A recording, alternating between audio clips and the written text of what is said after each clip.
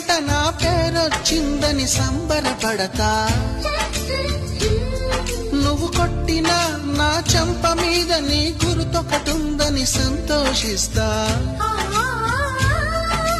మనసు పువ్వును అందించాను, కొప్పులో నిలుపుకుంటావో, కాలి కింద నలిపేస్తావో.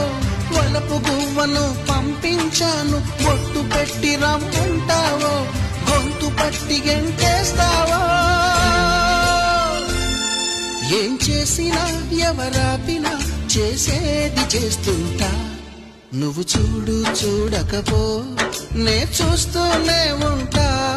మాట్లాడు ఆడకపో మాట్లాడుతూనే ఉంటా.